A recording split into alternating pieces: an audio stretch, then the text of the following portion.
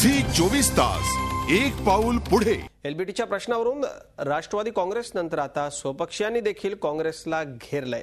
LBT लागू करण्याच्या मुद्द्यावरती मुख्यमंत्री ठाम असताना काँग्रेस खासदारांनी एलबीटीला विरोध दर्शवत थेट दिल्लीला जाऊन हायकमांडकडे धाव घेतली आहे।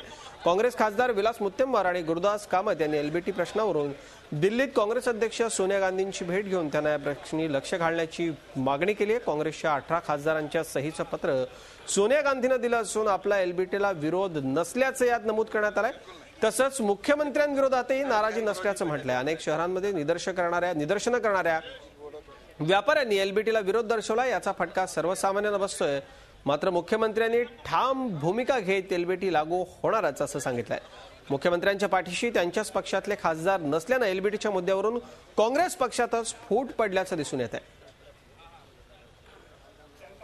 याच संदर्भात आमच्या प्रतिनिधी रश्मी पुराणिक यांनी काँग्रेसचे खासदार विलास मुत्तेमवार यांच्याशी नवी दिल्लीला केलेली बातचीत पाहूया।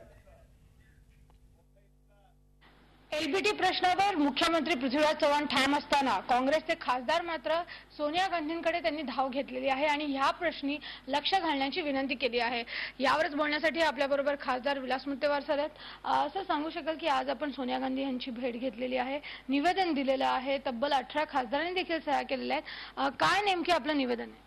नाही, काय नाही, या निमित्ताने एलबीटीमुळे राज्यामध्ये व्यापारी विरुद्ध एलबीटी आणि या निमित्तानं महाराष्ट्र सरकार असा जो सामना होऊन राहिलेला आहे तर त्याच्यावर कुठेतरी सकारात्मक तोडगा काढावा। आपण कृपा करून मुख्यमंत्र्यांशी बोलून असं काहीतरी करावं की ज्यामुळे हा वाद संपेल आणि या निमित्ताने जी जनतेची तारांबळ होऊन राहिलेली आहे तर त्यावर आपण मध्यस्थी करावी किंवा काही त्यांच्याशी बोलावं अशा प्रकारची आम्ही त्यांना विनंती केली।